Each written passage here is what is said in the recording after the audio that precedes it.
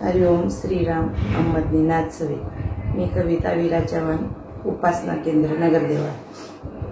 मी माझ्या मिस्टरांचा अनुभव सांगते आणि तो स्वतः मला आलेला अनुभव आहे।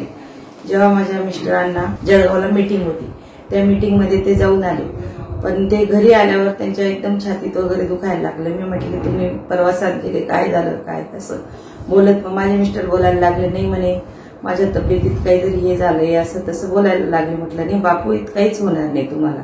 हा अनुभव 2008चा आहे।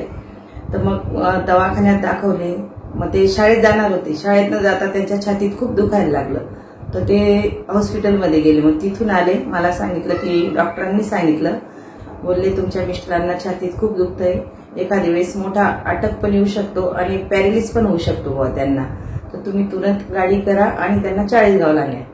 तर मग मी घरी आली, मिस्टरांना सांगितलं, काही बोलले नाही की आपल्याला चाळीसगावला चेकअपसाठी जायचंय। तर मग माझे मिस्टर म्हणे का दादांनी काही सांगितलं का? म्हटलं नाही, काहीच नाही सांगितलं। तर मग तेव्हा मी तिकडून नगरदेवळाहून चाळीसगावला सिटी पॉवरकडे थांबलो। त्यांनी बोलले काही प्रॉब्लेम नाही, तुम्ही घरी घेऊन जा यांना। तर मी बोलली नाही, मला तर त्यांनी असं सांगितलं, मी घरी नाही नेऊ शकत यांना। मग त्यांना आम्ही बापजीमध्ये ऍडमिट केलं, पण त्यांची 2-3 तासांनी तब्येतच बिघडत होती सारखी। रात्री 2ला डॉक्टर आले, त्यांना बोलली माझं असं असं झालंय बुवा, पहिल्या बाईची 2 मुलं, 1 मुलगा आणि मला लहान मुलगा आहे बुवा। आता मुलं तर लहान आहे, माझ्या मिस्टरांचं असं जर काही झालं तर मी कसं या मुलांना सांभाळू शकते, आता तर बापूच आहेत आपल्यासोबत, असं हे मनात हे आखून घेतलं। मग त्यांनी बोललं तुमचे नातेवाईक आहे का इथं कोणी, तर त्यांना बोलवा बुवा।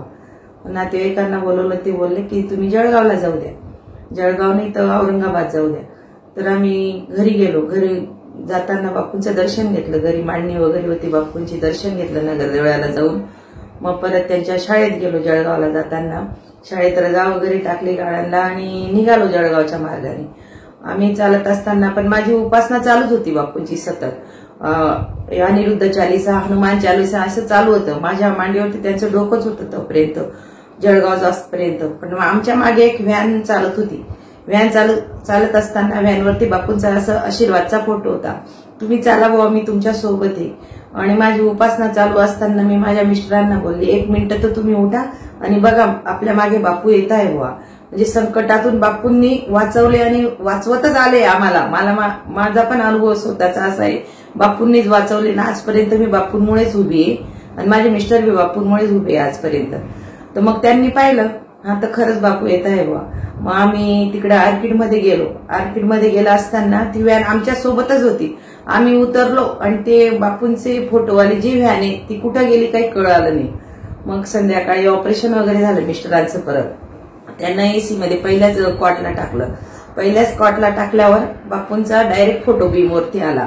मग ते म्हटले, तिकडे केरळाच्या सिस्टर होत्या, म्हणे सिस्टर इधर आओ, तो बोले ये क्या किसने लगाया फोटो बापू का? बोले हमको मालूम नहीं किसने लगाया, तो हमारे गुरु है। मग त्यांनी सांगितलं माझ्या मिसेसला बोलवा बुवा तुम्ही पहिले। म्हणजे बापू असं आहे बापूंचं की मी सोबत नाही, मी आयसीयू मध्ये सुद्धा तुमच्या सोबत आहे बुवा। बापूंचं म्हणजे आम्हाला इतके अनुभव आले ना, दर दिवसाला बापूंचे अनुभव येत गेले। आणि आज माझे मिस्टर जे आहेत ना, बापूंमुळेच उभे आहेत। बापूंची देण समजायची, धन्य धन्य, कोटी प्रणाम बापूंना। नाथ सविता, हरिओम।